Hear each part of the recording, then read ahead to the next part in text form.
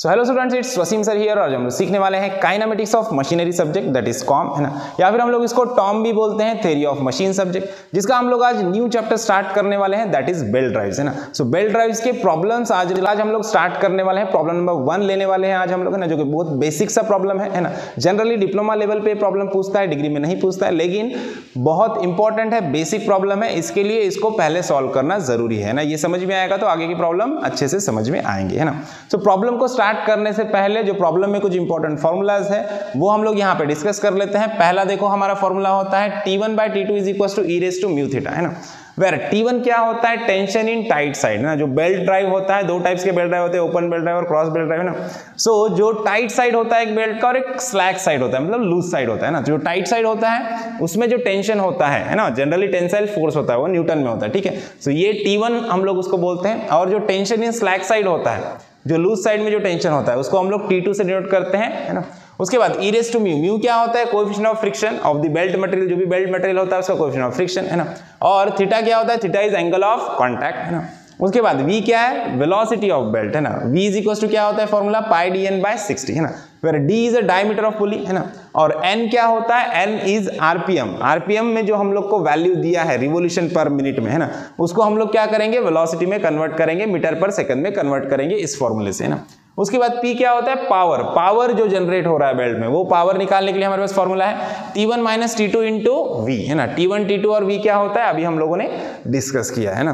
तो चलो अब डायरेक्टली बढ़ते हैं हम लोग प्रॉब्लम नंबर 1 की तरफ। तो सब में पहले प्रॉब्लम का स्टेटमेंट मैं यहाँ पे पढ़ लेता हूँ, देखो क्या। तो स्टेटमेंट पढ़ लेता हूँ मैं यहाँ पे, find the power transmitted by a belt running over a pulley of 600 mm diameter at 200 RPM, है ना। The coefficient of friction between the belt and the pulley is 0.25 and angle of lap is 160 degree. Angle of lap कितना दिया है, 160 degree, है ना। and maximum tension 2500 Newton. तो देखो अब यहाँ से सब में पहले हम लोग को गिवन डाटा लिखना है ना। सो गिवन डाटा लिखते समय हम लोग सब में पहले देखो हम लोग को क्या दिया है, find the power transmitted by the belt, है ना। तो हम लोग को निकालना क्या है, हम लोग को निकालना है पावर ट्रांसमिटेड, है ना। P की वैल्यू निकालना है, पावर की वैल्यू निकालना है, ये वाली वैल्यू निकालना है ना। और हम लोग को दिया क्या है, देखो over a pulley of 600 mm diameter, diameter of pulley D का वैल्यू दिया है, D कितना दिया है हम लोग को 600 mm, है ना। इसको मीटर में कन्वर्ट करना है तो डिवाइडेड बाय इसको 1000 करो या फिर इंटू 10⁻³ करोगे आप। सो ये मीटर में कन्वर्ट हो जाएगा। इसको डायरेक्टली आप 0.6 मीटर लिख सकते हो, डिवाइड बाय 1000 करोगे, 10⁻³ करोगे तो 0.6 मीटर में आ जाएगा, है ना। उसके बाद और क्या दिया है हम लोग को, आगे पढ़ते हैं। एट 200 RPM, RPM मतलब क्या, n का वैल्यू दिया है ना, रिवोल्यूशन, है ना। कितने हैं, 200 RPM है, रिवोल्यूशन पर मिनट पढ़ते हैं हम लोग इसको, है ना। उसके बाद नेक्स्ट ये दे दो, coefficient of friction between the belt and the pulley is, coefficient of friction mu कितना दिया है, 0.25, है ना। कोएफिशिएंट ऑफ फ्रिक्शन को कोई यूनिट नहीं होता, यूनिटलेस क्वांटिटी है, तो इसको यूनिट मत लिख देना, है ना, प्रॉब्लम गलत हो जाएगा। Angle of lap is 160 degree, देखो थीटा की वैल्यू दिया है, एंगल ऑफ लैप कितना दिया है, 160 डिग्री दिया है ना। अब ये जो भी एंगल की वैल्यू रहेगी, थीटा की वैल्यू रहेगी, जब भी हम लोग इस फॉर्मूले में T1/T2 is equal to e raise to mu theta, यहाँ पे जब भी थीटा की वैल्यू पुट करेंगे तो वो वैल्यू किस में चाहिए, रेडियन में चाहिए, डिग्री में नहीं चाहिए, रेडियन में चाहिए। जो भी वैल्यू हम लोग को डिग्री में दिया है उसको रेडियन में हम लोग को यहाँ पे कन्वर्ट कर लेना है। कैसे कन्वर्ट करते हैं, इंटू π/180 से मल्टीप्लाई करो तो डिग्री से रेडियन हो जाएगा, है ना।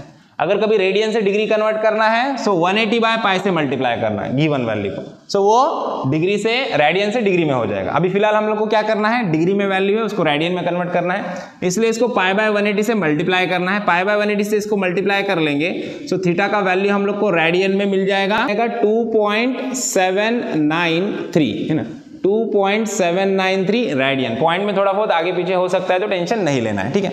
अब इसके बाद नेक्स्ट आगे प्रॉब्लम बढ़ते हैं। और क्या दिया है हम लोग को, angle of lap is 160 degree and maximum tension in the belt is 2500 Newton. देखो मैक्सिमम टेंशन जो है बेल्ट में वो कितना है, 2500 न्यूटन है। अब मैक्सिमम टेंशन क्या वाला है, आप बोलोगे देखो यहाँ पे हमारे पास T1 और T2 दो चीजें दी हुई है। मैंने अभी आपको बताया T1 क्या होता है, tension in the tight side. Belt के दो साइड होते हैं, बेल्ट का एक टाइट साइड होता है, एक स्लैक साइड होता है। स्लैक साइड मतलब लूज साइड, है ना। तो जहां पे बेल्ट टाइट रहेगा वहां पे टेंशन ज्यादा रहेगा, है ना। और जहां पे बेल्ट लूज है या स्लैक है तो वहां पे टेंशन कैसा रहेगा, कम रहेगा। सो ऑब्वियसली कभी भी मैक्सिमम टेंशन कौन सा होता है, T1 T2 में से मैक्सिमम मैक्सिमम टेंशन होता है T1, हमेशा याद रखो T1 is a maximum tension. तो मैक्सिमम टेंशन में आगे चल के आपको फॉर्मूला मिलेगा कि सेंट्रीफ्यूगल टेंशन भी उसमें ऐड होता है ना। तो अभी के लिए फिलहाल के लिए याद रखना है कि T1 is maximum tension, T1 T2 दोनों में से मैक्सिमम टेंशन क्या है, T1 है ना। तो यहाँ पे हम लोग लिखेंगे T1 दिया है हम लोग को मैक्सिमम टेंशन 2500 न्यूटन है ना। हम लोग को निकालना है P, तो P का फॉर्मूला हमारे पास है T1 minus T2 into V। तो हमारे पास T1 है, T2 और V हम लोग को यहाँ पे फाइंड आउट करना है। तो सब में पहले हम लोग क्या करेंगे, V को फाइंड आउट कर लेंगे। देखो V इज इक्वल टू क्या है, पाई dn बाई 60। यहाँ पे D और N दोनों वैल्यू हमारे पास है और डायमीटर हम लोग लिखेंगे मीटर में, तो हम लोग को वेलोसिटी का वैल्यू मिलेगा मीटर पर सेकंड में है ना। अब बहुत सारे स्टूडेंट सोच रहे रहेंगे सर आप तो बोल रहे हैं कोई इसको हम लोग मीटर में कन्वर्ट कर रहे हैं, लेकिन यहाँ पे ये वाला n तो वैल्यू रिवोल्यूशन पर मिनट में है, तो इसको मिनट से सेकंड में कौन कन्वर्ट करेगा, तभी तो मीटर पर सेकंड में वेलोसिटी का वैल्यू मिलेगा। तो वो फॉर्मूले में ही ऑलरेडी हो रहा है। ये जो डिवाइडेड बाय 60 है ये किस लिए है, इस n को मिनट से सेकंड में कन्वर्ट करने के लिए, रिवोल्यूशन पर मिनट से रिवोल्यूशन पर सेकंड में कन्वर्ट करने के लिए फॉर्मूले में डिवाइड बाय 60 दिया है ऑलरेडी, ठीक है। सो अब डायरेक्टली हम लोग कैलकुलेशन की तरफ बढ़ते हैं। सब में पहले v वेलोसिटी का वैल्यू निकालते हैं। देखो क्या है फॉर्मूला, पाई dn अपॉन 60। तो देखो यहाँ पे पाई का वैल्यू डायरेक्टली कैल्सियम में आता है, डायमीटर है हमारा 0.6 इंटू n, आरपीएम है हमारा 200 होल डिवाइडेड बाय 60 है ना। अब इसको अच्छे से कैल्सियम में पुट करो और कैलकुलेट करो, तो यहां से हम लोग को वेलोसिटी का वैल्यू मिलेगा, आएगा 6.284। देखो 6.284 मीटर पर सेकंड, ये मिल गया वेलोसिटी का वैल्यू। अब बारी है T2 को निकालने की। हम लोग को यहाँ पे ये वाला फॉर्मूला देखो, T1 पता है, म्यू पता है, थीटा पता है, तो T2 हम लोग को यहाँ से मिल जाएगा। चलो यही फॉर्मूला यूज करते हैं अभी, T1 upon T2 is equal to क्या है, e raise to mu theta है ना। अब देखो यहाँ पे हम लोग को निकालना है वैल्यू T2 की है ना। तो सब में पहले T1 upon T2 is equal to e raise to mu theta की वैल्यू निकालेंगे, e रेज टू म्यू का वैल्यू है 0.25 दिया है वहां पे है ना, और थीटा रेडियन में पुट करना है, रेडियन में कन्वर्ट किया ऑलरेडी, कितना है 2.793 है ना।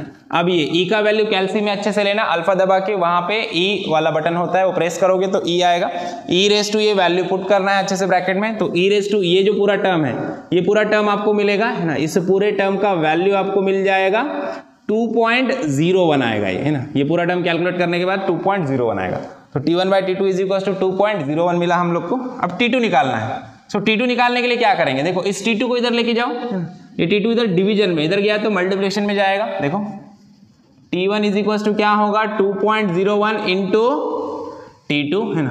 अभी हम लोग को T2 चाहिए, तो 2.01 इधर मल्टीप्लिकेशन में, इसको इधर भेज दो, डिवीजन में जाएगा। सो T2 इज इक्वल टू क्या होगा T1 अपॉन 2.01, T1 का वैल्यू हम लोग को पता है 2500 डिवाइडेड बाय 01 है ना। इसको कैलकुलेट करो, कैल्सियम में पुट करो और कैलकुलेट करो, तो यहां से हम लोग को T2 का वैल्यू मिल जाएगा 1244 न्यूटन है ना। ये मिल गया हम लोग को T2। अब बारी है पावर को निकालने की, तो पावर का फॉर्मूला हम लोग को पता है, P इज इक्वल टू क्या होता है T1 minus T2 into V। T1 हम लोग को पता है 2500, T2 अभी हम लोगों ने निकाला 1244 ब्रैकेट इंटू वेलोसिटी हम लोगों ने निकाला 6.284, सो 6.284 इसकी वैल्यू पुट कर दो।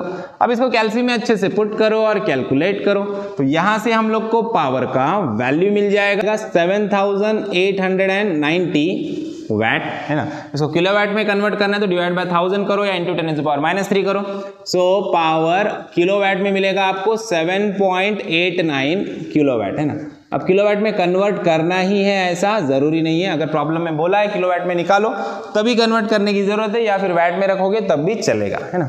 सो इस तरह से यहाँ पे हमारा प्रॉब्लम खत्म होता है ना। पावर हम लोगों ने फाइंड आउट कर लिया है। आई होप आपको प्रॉब्लम अच्छे से समझ में आया है, सारे कंसेप्ट आपके अच्छे से क्लियर हुए हैं। वीडियो अच्छा लगा है तो वीडियो को लाइक कीजिए, ज़्यादा से ज़्यादा अपने दोस्तों के साथ शेयर कीजिए और चैनल को सब्सक्राइब करना ना भूलिए। तो मिलते हैं नेक्स्ट वीडियो में नेक्स्ट प्रॉब्लम के साथ, तब तक के लिए थैंक यू, बाय बाय।